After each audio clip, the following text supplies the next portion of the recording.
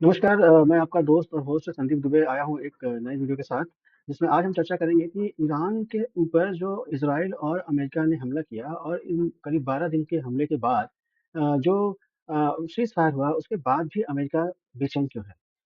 सिर्फ अमेरिका ही नहीं, इज़राइल बहुत बेचैन है क्योंकि इनका जो टारगेट था, वो अभी पूरा नहीं हुआ है।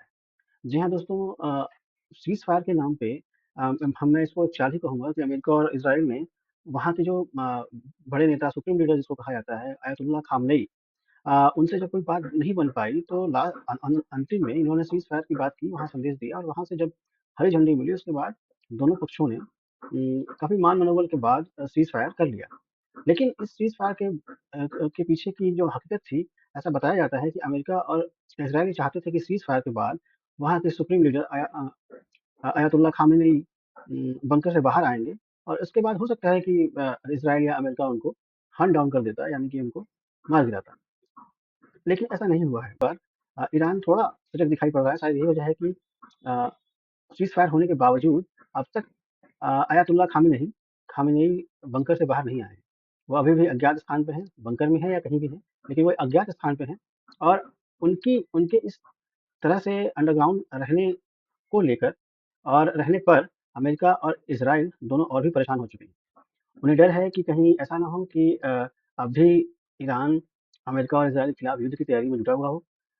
यहाँ गौर-तलब करने वाली बात ये है कि पिछले दिनों जो ईरान के परमाणु प्रतिष्ठानों पे अमेरिका और इज़राइल ने हमला किया था, उसका भी कोई ख़ास असर ईरान के परमाणु प्रतिष्ठानों पर नहीं पड़ा है। खुद ईरान ये दावा हालाँकि पहले तो ईरान ने ये दावा किया था कि कोई कोई असर नहीं हुआ है। बाद में ईरान ने शायद इस मंशा के साथ कि अमेरिका और इज़राइल को भ्रमित रखा जाए, उन्होंने कहा कि थोड़ा बहुत नुकसान हुआ है।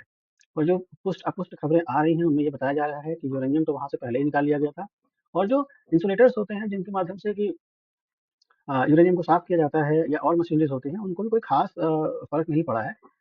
खुद इज़राइल भी कह रहा है कि उसने ईरान के इस परमाणु कार्यक्रम को 5 महीने पीछे ढकेल दिया है। अब परमाणु बम बनाना कोई रातों-रात बनाने वाली कोई चीज़ तो है नहीं। 5 महीने या 6 महीने पीछे करने से कोई विशेष अंतर नहीं पड़ता है, लेकिन कुल मिला के जो परिदृश्य बन रहा है, वो परिदृश्य ये बन रहा है कि कहीं न कहीं एक शंका का माहौल है, जिसमें कि अमेरिका और इज़राइल दोनों पड़े हुए हैं और शंकाग्रस्त हैं इस बात को लेकर कि कहीं ईरान दोबारा से युद्ध की तैयारी करके उन पे कोई बड़ा हमला ना कर दे। अब इज़राइल और अमेरिका के जो सीक्रेट एजेंट हैं, ऐसा कहा जा रहा है, वो खामनेई की लोकेशन जानने में जुटे हुए हैं, क्योंकि उनको उनको भी पता है कि जब तक खामनेई ज़िंदा है, ये युद्ध रुक तो गया है, लेकिन खत्म नहीं हो सकता। अब उनका ये जो है अ, तो खामनेई उधर जो है ईरान में भी खामनेई को इस बात का डर है कि कहीं युद्ध-विराम के बहाने अमेरिका और इज़राइल उनकी हत्या ना करा दें, इसलिए वो भी काफ़ी सतर्क बताए जा रहे हैं। दूसरा जो इसमें तथ्य निकल के बा सामने आ रहा है, वो ये आ रहा है कि 13 जून, यानी कि करीब 13-14 दिन पहले खामनेई आखिरी बार बाहर देखे गए थे। जो रिपोर्ट्स आ रही हैं, वो रिपोर्ट्स ये बता रही है कि 13 जून को आखिरी बार सार्वजनिक तौर पे खामनेई को देखा गया था, उसके बाद से वो अंडरग्राउंड हो गए थे। अब उसके बाद से उनका जो केवल वीडियो मैसेज ही सामने आ रहा है और वो भी जो मैसेज आ रहे हैं वो प्री रिकॉर्डेड है, यानी कि अगर किसी लोकेशन पे वो रिकॉर्ड कर रहे हैं तो उस लोकेशन पे वो छोड़ दे रहे हैं। उसके बाद करीब 1-2 दिन के बाद उस वीडियो को रिकॉर्ड किया जा रहा है। अब इसके अलावा 24 जून को खामेनेई का टेक्स्ट मैसेज भी जारी हुआ था और उसमें पहली बार उन्होंने युद्ध के प्रति अपनी प्रतिक्रिया दी थी। और अब लेकिन ये भी कहा जा रहा है कि खामनेई ये मैसेज खुद खुद दे रहे हैं या उनका कोई सोशल मीडिया हैंडलर है, वो दे रहा है, इसकी भी तस्वीर साफ नहीं है।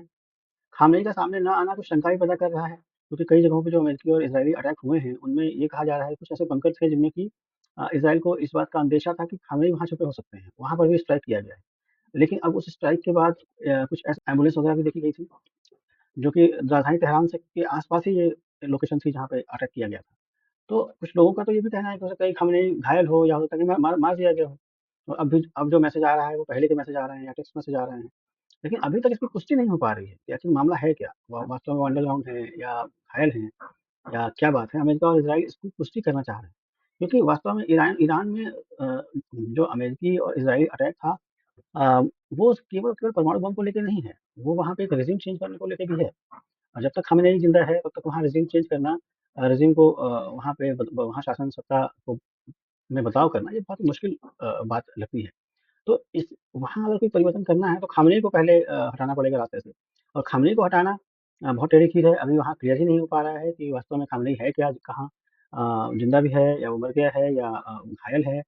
तो इसी बीच में 4 नए उत्तराधिकारियों की घोषणा भी कर दी गई थी बीच में। तो कुल मिला-जुला के अभी अमेरिका ये मान के चल रहा है कि खामनेई अभी ज़िंदा है और वो अंडरग्राउंड है। तो इस मैसेज के ऊपर ही काम हो रहा है वहाँ पे और उसकी लोकेशन को पता करने की कोशिश की जा रही है। कुछ लोग ये भी कह रहे हैं कि जब तक खामनेई का की लोकेशन नहीं मिल जाती तब तक ये सीज़फायर है। जैसे ही खामनेई की लोकेशन मिल जाएगी उसी दिन दोबारा से युद्ध शुरू हो जाएगा, उस खामनेई को मारा जाएगा और अगले चरण की कार्रवाई शुरू की जाएगी जिसमें ईरान में मूल रूप से सत्ता परिवर्तन की बात है। वो एक बड़ा लक्ष्य है। अच्छा, खामनेई इस बीच में जो खामनेई ने अंडरग्राउंड रहते हुए अपनी सेना को लगातार मैसेज भी दिया है, युद्ध के लिए भी उन्होंने सारे निर्देश दिए हैं। जो बड़े निर्देश दिए हैं, उनमें वीडियो निर्देश संदेश आया है मूल रूप से। तो उसमें खामनेई ने साफ कहा कि युद्ध विराम करना इज़राइल की हार है और दूसरा अ, इज़राइल खत्म हो जाता अगर अमेरिका उसे बचाने नहीं आता। यानी कि ईरान ने इज़राइल के ऊपर जितने बैलिस्टिक मिसाइल मारे, उसके बाद इज़राइल का अपना अस्तित्व संकट में आ गया था, लेकिन अमेरिका उसे बचाने के लिए आया। तीसरे संदेश में उन्होंने अयातुल्लाह खामनेई ये भी कहते हैं कि हमले में परमाणु ठिकानों को कोई नुकसान नहीं हुआ। चौथा जो संदेश उनका था, वो था कि ईरान की सेना और ईरान के लोगों की इस पूरे युद्ध में जीत हुई है और ईरान कभी हार नहीं सकता।